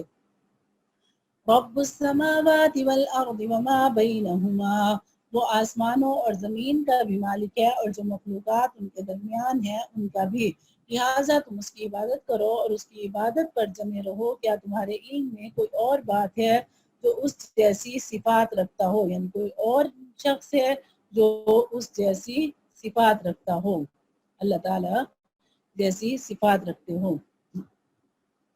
وَيَقُولُ الْإِنسَانُ وَإِذَا مَا مِتُّ لَسَوْفَ أُخْرَجُ حَيًّا، اور کافر انسان یہ کہتا ہے کہ جب میں مر چکا ہوں گا تو کیا واقعی اس وقت مجھے زندہ کر کے نکالا جائے گا۔ أَوَلَا يَذْكُرُ الْإِنسَانُ أَنَّا خَلَقْنَاهُ مِن قَبْلُ وَلَمْ يَكُ شَيْئًا، کیا اس انسان کو یہ بات یاد نہیں آتی کہ ہم نے اسے شروع میں اس وقت پیدا کیا تھا جب وہ کچھ بھی نہیں تھا۔ وَوَرَبِّكَ لَنَحْشُرَنَّهُمْ، تو قسم ہے تمہارے رب کی ہم ان کو اور ان کے ساتھ سارے شیطانوں کو ضرور اکٹھا کریں گے، پھر ان کو جہنم کے گرد اس طرح لے کر آئیں گے کہ یہ سب گھٹنوں کے بل گرے ہوئے ہوں گے۔ ثم لننزعن من كل شيعة أيهم أشد على الرحمن عتيا، پھر ان کے ہر گروہ میں ان لوگوں کو کھینچ نکالیں گے جو خدا رحمان کے ساتھ سرکشی کرنے میں زیادہ سخت تھے۔ ثم لنحن أعلم بالذين هم أولى بها صليا، پھر یہ بات ہم بھی خوب جانتے ہیں کہ وہ کون لوگ ہیں جو سب سے پہلے اس جہنم میں جھونکے جانے کے زیادہ مستحق ہیں۔ وَإِن مِّنكُمْ إِلَّا وَارِدُهَا، اور تم میں سے کوئی نہیں جس کا اس جہنم پر گزرنا ہو، اس بات کا تمہارے رب نے حتمی طور پر ذمہ لیا ہے۔ اس سے مراد پل صراط ہے جو جہنم پر بنا ہوا ہے، اور اس پل سے ہر شخص کو گزرنا ہے، چاہے وہ مسلمان ہو یا کافر، نیک ہو یا بد۔ ثم ننجي الذين اتقوا ونذر الظالمين فيها جثيا، پھر جن لوگوں نے تقوی اختیار کیا ہے انہیں تو ہم نجات دے دیں گے، اور جو ظالم ہیں اس حالت میں ان کو چھوڑ دیں گے کہ وہ اس جہنم میں گھٹنوں کے بل گرے ہوئے ہوں گے۔ وَإِذَا تُتْلَى عَلَيْهِمْ آيَاتُنَا بَيِّنَاتٍ، اور جب ان کے سامنے ہماری کھلی کھلی آیتیں تلاوت کی جاتی ہیں تو کافر لوگ مومنوں سے کہتے ہیں بتاؤ ہم دونوں فریقوں میں سے کس کا مقام زیادہ بہتر ہے اور کس کی مجلس زیادہ اچھی ہے۔ وَكَمْ أَهْلَكْنَا قَبْلَهُمْ مِنْ قَرْنٍ هُمْ أَحْسَنُ أَثَاثًا وَرِئْيًا، اور وہ یہ نہیں دیکھتے کہ ان سے پہلے ہم کتنی نسلیں ہلاک کر چکے ہیں جو اپنے ساز و سامان اور ظاہری آن بان میں ان سے کہیں بہتر تھی۔ قُلْ مَنْ كَانَ فِي الضَّلَالَةِ فَلْيَمْدُدْ لَهُ الرَّحْمَنُ مَدًّا، کہہ دو کہ جو لوگ گمراہی میں جا پڑیں تو ان کے لیے مناسب یہی ہے کہ خدائے رحمان انہیں خوب ڈھیل دیتا رہے، یہاں تک کہ جب یہ لوگ وہ چیز خود دیکھ لیں گے جس سے انہیں ڈرایا جا رہا ہے، چاہے وہ اس دنیا کا عذاب ہو یا قیامت، تو اس وقت انہیں پتہ چلے گا کہ بدترین مقام کس کا تھا اور لشکر کس کا زیادہ کمزور تھا۔ وَيَزِيدُ اللَّهُ الَّذِينَ اهْتَدَوْا هُدًى، اور جن لوگوں نے سیدھا راستہ اختیار کر لیا ہے اللہ ان کو ہدایت میں اور ترقی دیتا ہے۔ اور جو نیک عمل باقی رہنے والے ہیں ان کا بدلہ بھی تمہارے رب کے یہاں بہتر ملے گا اور ان کا مجموعی انجام بہتر ہوگا۔ أفرأيت الذي كفر بآياتنا وقال لأوتين مالا وولدا، بھلا تم نے اس شخص کو بھی دیکھا جس نے ہماری آیتوں کو ماننے سے انکار کیا ہے اور یہ کہا ہے کہ مجھے مال اور اولاد آخرت میں بھی ضرور ملیں گے۔ اطلع الغیب ام اتخذ عند الرحمن عہدا، کیا اس نے عالم غیب میں جھانک کر دیکھ لیا ہے یا اس نے خدا رحمان سے کوئی عہد لے رکھا ہے؟ کلا سنکتب ما یقول ونمد له من العذاب مدا، ہرگز نہیں، جو کچھ یہ کہہ رہا ہے ہم اسے بھی لکھ لیں گے اور اس کے عذاب میں اور اضافہ کر دیں گے۔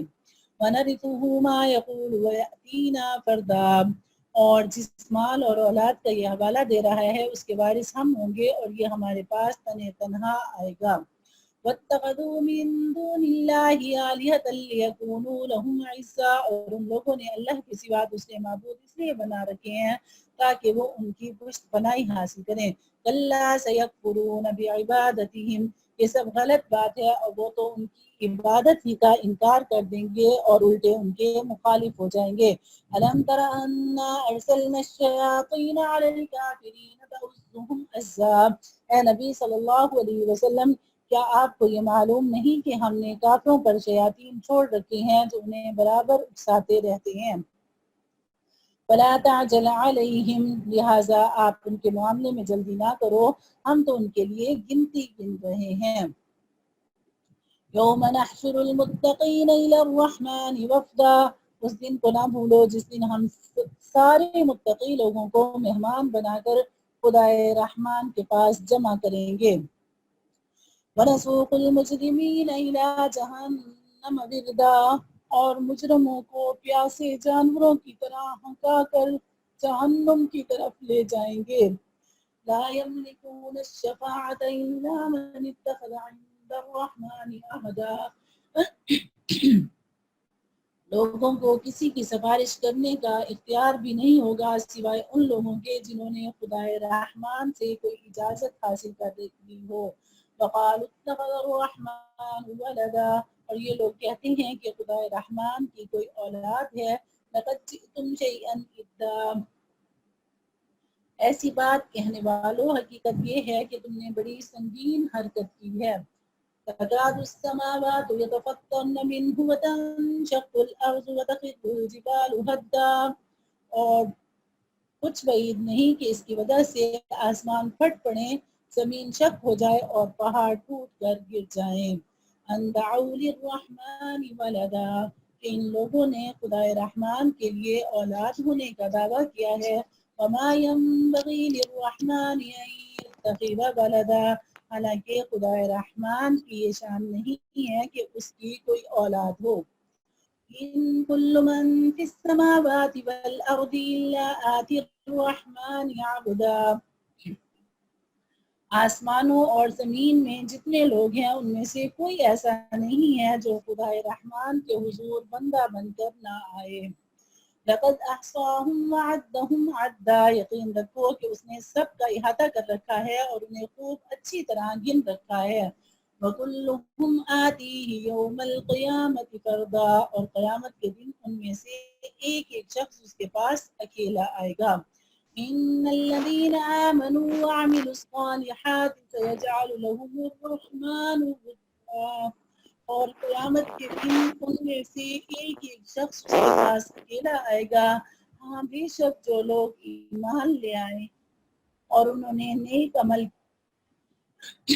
خدائے رحمان ان کے لیے دلوں میں محبت پیدا کر دے گا۔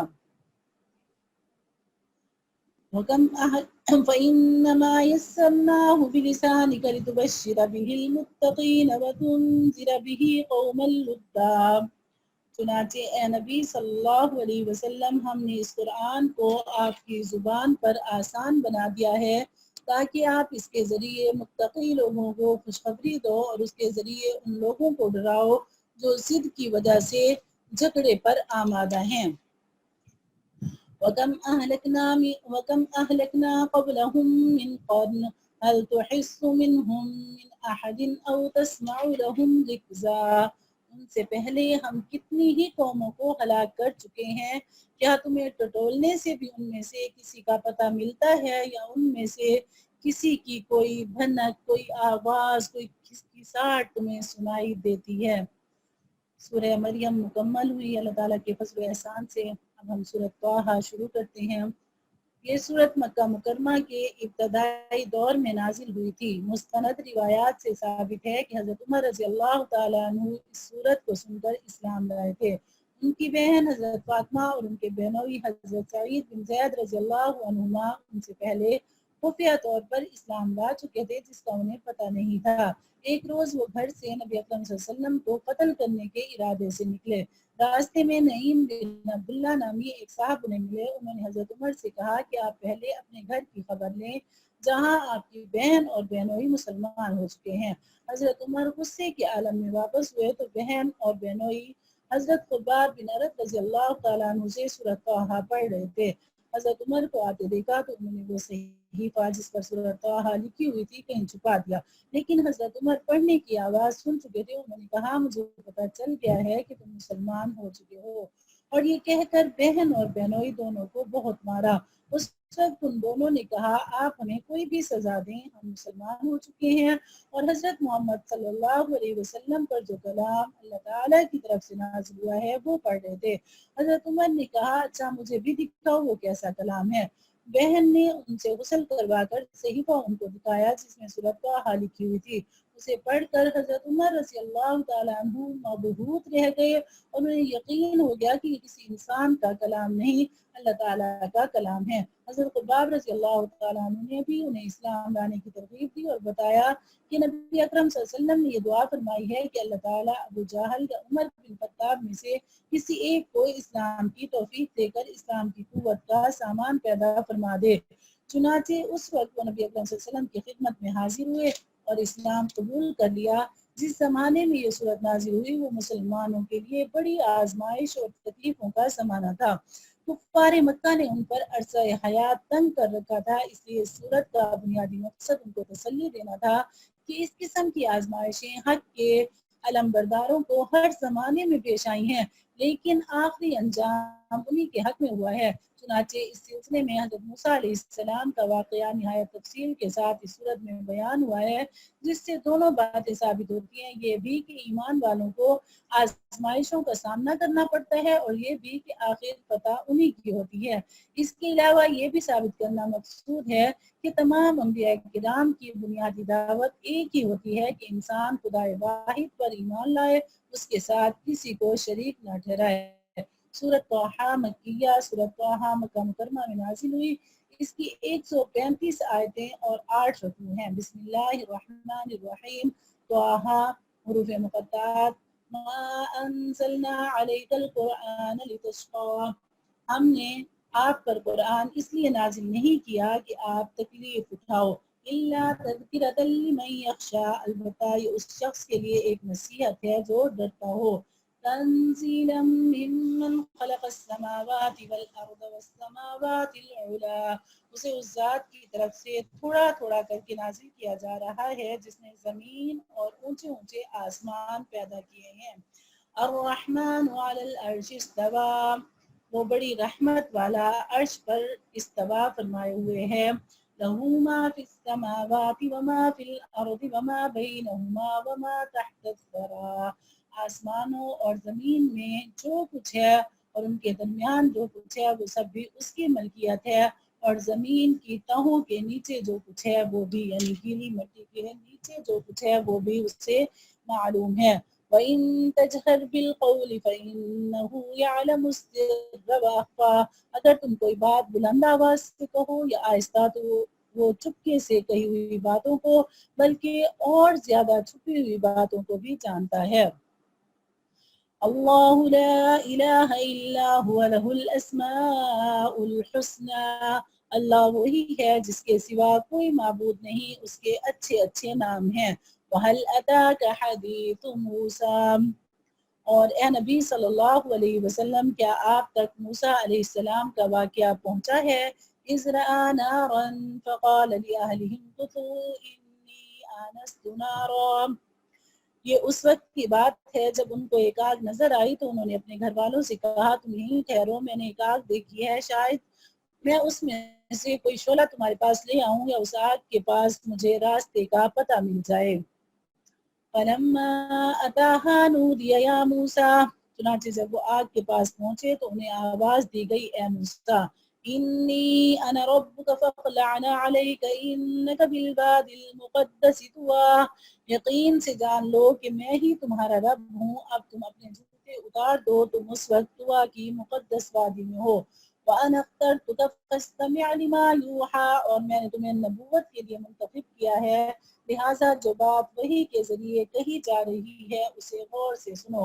اننی انا اللہ لا الہ الا انا فاعبدنی، حقیقت یہ ہے کہ میں ہی اللہ ہوں، میرے سوا کوئی معبود نہیں ہے، اس لیے میری عبادت کرو اور مجھے یاد رکھنے کے لیے نماز قائم کرو۔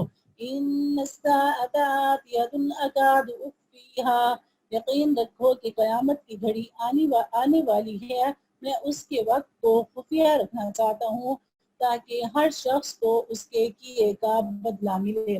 فَلَا يُصَدَّنَّكَ عَنْهَا مَن لَّا يُؤْمِنُ بِهَا وَاتَّبَعَ هَوَاهُ فَتَرْدَىٰ، لہٰذا کوئی ایسا شخص تمہیں اس سے ہرگز غافل نہ کر پائے جو اس پر ایمان نہ رکھتا ہو اور اپنی خواہشات کے پیچھے چلتا ہو، ورنہ تم ہلاکت میں پڑ جاؤ گے۔ وَمَا تِلْكَ بِيَمِينِكَ يَا مُوسَىٰ، اور موسیٰ یہ تمہارے دائیں ہاتھ میں کیا ہے؟ قَالَ هِيَ عَصَايَ أَتَوَكَّأُ عَلَيْهَا وَأَهُشُّ بِهَا عَلَىٰ غَنَمِي وَلِيَ فِيهَا مَآرِبُ أُخْرَىٰ، موسیٰ نے کہا یہ میری لاٹھی ہے، میں اس کا سہارا لیتا ہوں اور اس سے اپنی بکریوں پر درخت سے پتے جھاڑتا ہوں اور اس سے میری دوسری ضروریات بھی پوری ہوتی ہیں۔ قَالَ أَلْقِهَا يَا مُوسَىٰ، فرمایا موسیٰ اسے نیچے پھینک دو۔ فَأَلْقَاهَا فَإِذَا هِيَ حَيَّةٌ تَسْعَىٰ، انہوں نے اسے پھینک دیا، بس پھر کیا تھا وہ اچانک ایک دوڑتا ہوا سانپ بن گئی، یعنی وہ لاٹھی۔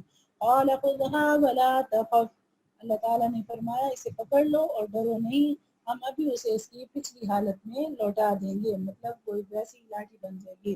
وَاضْمُمْ يَدَكَ إِلَىٰ جَنَاحِكَ، اور اپنے ہاتھ کو اپنی بغل میں دباؤ، وہ کسی بیماری کے بغیر سفید ہو کر نکلے گا، یہ تمہاری نبوت کی ایک اور نشانی ہوگی۔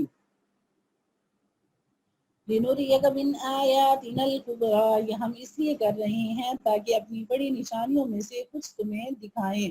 اذهب إِلَىٰ فِرْعَوْنَ إِنَّهُ طَغَىٰ، اب فرعون کے پاس جاؤ، وہ سرکشی میں حد سے نکل گیا ہے۔ قَالَ رَبِّ اشْرَحْ لِي صَدْرِي، موسیٰ علیہ السلام نے کہا رب میری خاطر میرا سینہ کھول دیجئے۔ وَيَسِّرْ لِي أَمْرِي، اور میرے لیے میرا کام آسان بنا دیجئے۔ وَاحْلُلْ عُقْدَةً مِّن لِّسَانِي، اور میری زبان میں جو گرا ہے اسے دور کر دیجئے۔ يَفْقَهُوا قَوْلِي، تاکہ لوگ میری بات سمجھ سکیں۔ وَاجْعَل لِّي وَزِيرًا مِّنْ أَهْلِي، اور میرے لیے میرے خاندان ہی کے ایک فرد کو مددگار مقرر کر دیجئے۔ ہارون اخی اشدد بہ ازری، یعنی ہارون کو جو میرے بھائی ہیں ان کے ذریعے میری طاقت کو مضبوط فرما دیجئے۔ وَأَشْرِكْهُ فِي أَمْرِي، اور ان کو میرا شریک کار بنا دیجئے۔ كَيْ نُسَبِّحَكَ كَثِيرًا وَنَذْكُرَكَ كَثِيرًا إِنَّكَ كُنتَ بِنَا بَصِيرًا، تاکہ ہم کثرت سے آپ کی تسبیح کریں اور کثرت سے آپ کا ذکر کریں، بے شک آپ ہمیں اچھی طرح دیکھنے والے ہیں۔ قَالَ قَدْ أُوتِيتَ سُؤْلَكَ يَا مُوسَىٰ، اللہ نے فرمایا موسیٰ تم نے جو کچھ مانگا ہے تمہیں دے دیا گیا ہے۔ وَلَقَدْ مَنَنَّا عَلَيْكَ مَرَّةً أُخْرَىٰ، اور ہم نے تم پر ایک اور مرتبہ بھی احسان کیا تھا۔ إِذْ أَوْحَيْنَا إِلَىٰ أُمِّكَ مَا يُوحَىٰ، جب ہم نے تمہاری ماں سے وحی کے ذریعے وہ بات کہی تھی جو اب وحی کے ذریعے تمہیں بتائی جا رہی ہے۔ أَنِ اقْذِفِيهِ فِي التَّابُوتِ، کہ اس بچے کو صندوق میں رکھو، پھر اس صندوق کو دریا میں ڈال دو، پھر دریا کو چھوڑ دو کہ وہ اسے ساحل کے پاس لا کر ڈال دے، جس کے نتیجے میں ایک ایسا شخص اس بچے کو اٹھا لے گا جو میرا بھی دشمن ہوگا اور اس کا بھی دشمن ہوگا۔ یہاں یہ خیال پیدا ہوگا کہ کیا حضرت موسیٰ علیہ السلام کی والدہ جو تھی ان کو وہی نازل ہوتی تھی؟ قرآن پاک میں بلکہ عربی زبان میں فصاحت ہے، ایک ایک لفظ کے 100 معنی بھی ہیں. جیسے اب لفظ ولی ہے، اس کا معنی غلام بھی ہے، اس کا معنی آقا بھی ہے، مولا، ولی، اس طرح یعنی فصاحت کی وجہ سے ایک ایک لفظ کے کئی معنی ہیں. تو وہی کا معنی بھی ہے اور القاء کا معنی بھی ہے. تو جو نبی ہوتا ہے اس کو وہی ہوتی ہے، اور جو نبی نہیں ہوتا اس کو القاء ہوتا ہے. جیسے شہد کی مکھی کے لیے بھی یہ لفظ ہے، تو وہ شہد کی مکھی بھی تو کوئی نبی ولی نہیں ہے نا، اللہ نے شہد کی مکھی کے دل میں ڈالا. اور اسی طرح اللہ تعالیٰ نے موسیٰ علیہ السلام کے بھی دل میں ڈالا. اور میں نے اپنی طرف سے تم پر ایک محبوبیت نازل کر دی تھی، اور سب یہ اس لیے تھا تاکہ تم میری نگرانی میں پرورش پاؤ. استمشي اختك فتقول هل ادلكم على من يقتله. اس وقت کا تصور کرو جب تمہاری بہن گھر سے چلتی ہے اور فرعون کے لوگوں سے یہ کہتی ہے کیا میں تمہیں اس عورت کا پتہ بتاؤں جو اس بچے کو پالے. اس طرح ہم نے تمہیں تمہاری ماں کے پاس لوٹا دیا. یعنی بچہ رو رہا تھا، پورا محل پریشان تھا، بھاگ دوڑ تھی، بچہ دودھ نہیں پی رہا تھا، اللہ کے حکم سے تھا کہ اپنی ماں سے مل جائے. تو وہ ایسے ایک اجنبی کی طرح بہن اندر آئی اور اس نے کہا کہ میں ایک نیک عورت کو جانتی ہوں، آپ اگر کہیں تو میں آپ کو اسے ملوا دوں. اس طرح ہم نے تمہیں تمہاری ماں کے پاس لوٹا دیا تاکہ اس کی آنکھیں ٹھنڈی رہیں اور وہ غمگین نہ ہو. اور تم نے ایک شخص کو مار ڈالا تھا، پھر ہم نے تمہیں اس گھٹن سے نجات دی. یہ بھی یہی تھا کہ فیصلہ کروانے لگے تھے، دونوں کو سمجھانے لگے تھے، غصے میں آ کے مکہ مارا تو طاقتور اتنے تھے کہ آپ نے حضرت آگے آئے گا واقعہ، حضرت شعیب علیہ السلام کی بیٹیوں کو جو پانی نکال کر دیا تو اتنا بڑا ڈھول نکال لیا جسے کئی طاقتور آدمی نہیں اٹھا سکتے. اکیلے حضرت موسیٰ علیہ السلام نے کھینچا اور پانی نکال دیا. تو وہ اتنی طاقت جو تھی تو وہ اسے غصے سے جو مکہ مارا تو وہ تاب نہیں لا سکا اور وہ مر گیا، اسے مارنے کا ارادہ نہیں تھا. پھر ہم نے تمہیں اس گھٹن سے نجات دی اور تمہیں کئی آزمائشوں سے گزارا. پھر تم کئی سال مدین والوں میں رہے. اس کے بعد اے موسیٰ تم ایک ایسے وقت پر یہاں آئے جو پہلے سے مقدر تھا. یعنی آپ کو یہاں آنا تھا، آپ کو یہاں آ کر نبوت ملنی تھی، آپ نے یہاں آ کر ان لوگوں کی ہدایت کا ذریعہ بننا تھا. فاصطنعتک لنفسی، اور میں نے تمہیں خاص اپنے لیے بنایا ہے. اذهب انت واخوك بآیاتی ولا تنیا فی ذکری، تم اور تمہارا بھائی دونوں میری نشانیاں لے کر جاؤ اور میرا ذکر کرنے میں سستی نہ کرنا. اذهبا الى فرعون انه طغى، دونوں فرعون کے پاس جاؤ، وہ حد سے آگے نکل چکا ہے.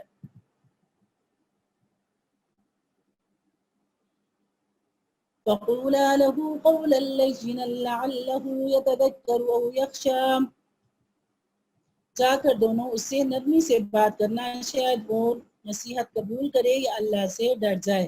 یہاں سے دیکھیے کہ سمجھانے کا طریقہ یہی ہے، کسی کو بھی تبلیغ کریں، کسی کو بھی تعلیم کریں، نرمی کے ساتھ کریں. اب ایک جابر کے سامنے جا رہے ہیں، پھر بھی اللہ کہہ رہے ہیں کہ نرمی سے بات کرنا. قال ربنا اننا نخاف ان يفرط علينا او ان يطغى، دونوں نے کہا ہمارے رب ہمیں خوف ہے کہ کہیں وہ ہم پر زیادتی نہ کرے یا کہیں سرکشی پر آمادہ نہ ہو جائے. قال لا تخافا انني معكما اسمع وارى، اللہ نے فرمایا ڈرو نہیں، میں تمہارے ساتھ ہوں، سن بھی رہا ہوں اور دیکھ بھی رہا ہوں. سبحان اللہ. فَأَتِيَاهُ فَقُولَا إِنَّا رَسُولَا رَبِّكَ، اللہ نے فرمایا ڈرو نہیں، میں تمہارے ساتھ ہوں، سن بھی رہا ہوں اور دیکھ بھی رہا ہوں. اب اس کے پاس جاؤ اور کہو کہ ہم دونوں تمہارے رب کے پیغمبر ہیں، اس لیے بنی اسرائیل کو ہمارے ساتھ بھیج دو اور انہیں تکلیفیں نہ پہنچاؤ. ہم تمہارے پاس تمہارے رب کی طرف سے نشانی لے کر آئے ہیں، اور سلامتی اسی کے لیے ہے جو ہدایت کی پیروی کرے. اِنَّا قَدْ أُوحِيَ إِلَيْنَا، ہم پر یہ وحی نازل کی گئی ہے کہ عذاب اسی کو ہوگا جو حق کو جھٹلائے اور منہ موڑے. قَالَ فَمَن رَبُّكُمَا يَا مُوسَىٰ، یہ ساری باتیں سن کر فرعون نے کہا موسیٰ تم دونوں کا رب کون ہے؟ قَالَ رَبُّنَا الَّذِي أَعْطَىٰ كُلَّ شَيْءٍ خَلْقَهُ ثُمَّ هَدَىٰ، موسیٰ نے کہا ہمارا رب وہ ہے جس نے ہر چیز کو وہ بناوٹ عطا کی ہے جو اس کے مناسب تھی، پھر اس کی رہنمائی بھی فرمائی ہے. قال فما بال القرون الاولى، فرعون بولا اچھا پھر ان قوموں کا کیا معاملہ ہوا جو پہلے گزر چکی ہیں. قال علمها عند ربي في كتاب. موسیٰ نے کہا ان کا علم میرے رب کے پاس ایک کتاب میں محفوظ ہے. میرے رب کو نہ کوئی غلطی لگتی ہے اور نہ وہ بھولتا ہے. الذي جعل لكم الارض مهدا وسلك لكم فيها سبلا. یہ وہ ذات ہے جس نے زمین کو تمہارے لیے فرش بنا دیا اور اس میں تمہارے لیے راستے بنائے اور آسمان سے پانی برسایا، پھر ہم نے اس کے ذریعے طرح طرح کی مختلف نباتات نکالی. کلوا ورعوا انعامکم، خود بھی کھاؤ اور اپنے جانوروں کو بھی چراؤ، یقیناً ان سب باتوں میں عقل والوں کے لیے بڑی نشانیاں ہیں. منها خلقناكم وفيها نعيدكم ومنها نخرجكم تارة أخرى. اس زمین سے ہم نے تمہیں پیدا کیا تھا، اس میں ہم تمہیں واپس لے جائیں گے اور اسی سے ایک مرتبہ پھر تمہیں نکال لائیں گے. وَلَقَدْ أَرَيْنَاهُ آيَاتِنَا كُلَّهَا فَكَذَّبَ وَأَبَى. حقیقت یہ ہے کہ ہم نے اس فرعون کو اپنی ساری نشانیاں دکھائیں مگر وہ جھٹلاتا ہی رہا اور مانا نہیں. قال أجئتنا لتخرجنا من أرضنا بسحرك يا موسى. کہنے لگا موسیٰ کہ تم اس لیے آئے ہو کہ اپنے جادو کے ذریعے ہمیں اپنی زمین سے نکال کر باہر کرو. وَلَنَأْتِيَنَّكَ بِسِحْرٍ مِثْلِهِ. اچھا تو ہم بھی تمہارے سامنے ایسا ہی جادو لا کر رہیں گے. اب تم کسی کھلے میدان میں ہمارے اور اپنے درمیان مقابلے کا ایسا وقت طے کر لو جس کی خلاف ورزی نہ ہم کریں گے نہ تم کرنا.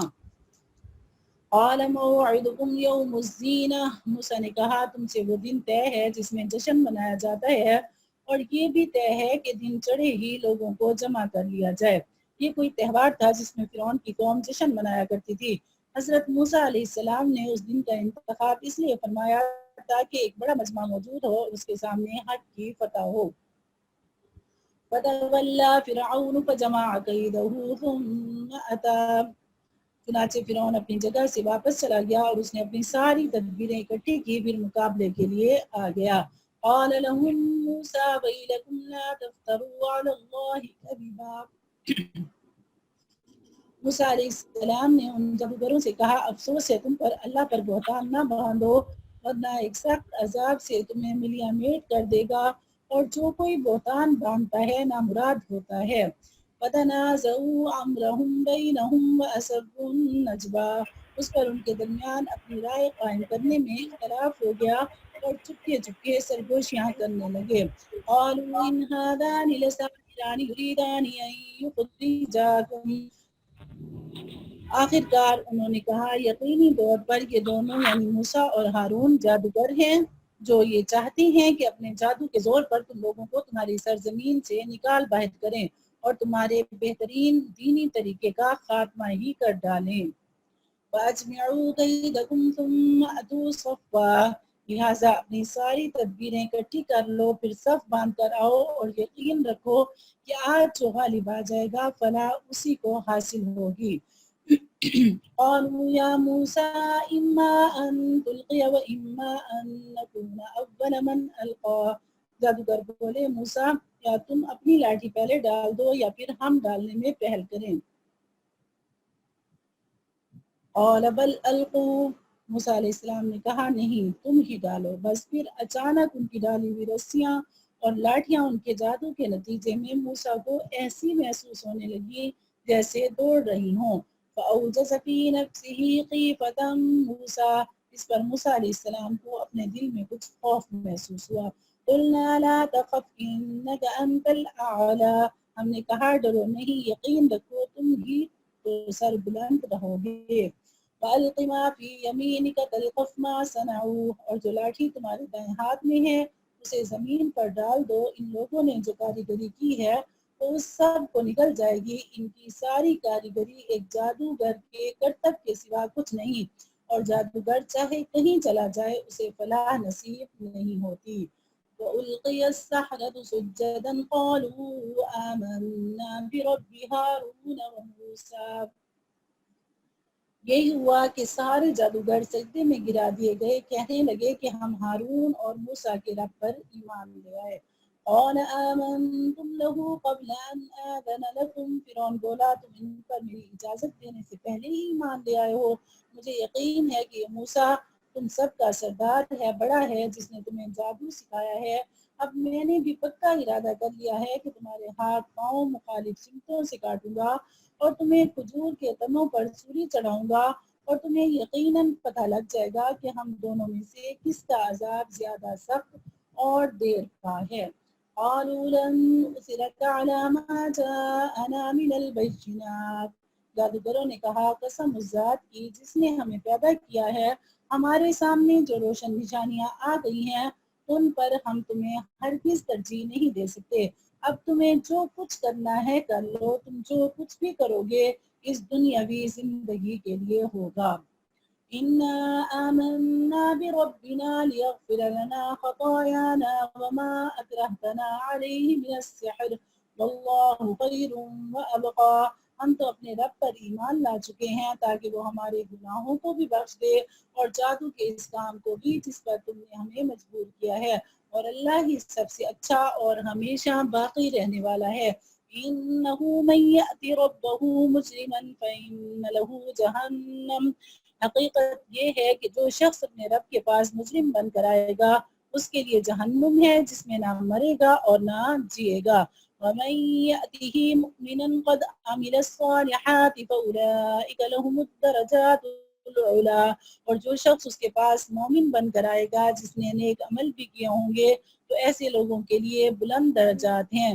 جنات عدن تجری من تحتها الانہار خالدین فیہا وذلک جزاء من تزکا، وہ ہمیشہ رہنے والے باغات جن کے نیچے سے نہریں بہتی ہوں گی جن میں وہ ہمیشہ رہیں گے، اور یہ صلہ ہے اس کا جس نے پاکیزگی اختیار کی۔ صدق اللہ العظیم واللہ اعلم بالصواب۔ سورۃ طٰہٰ کی آیت نمبر 76۔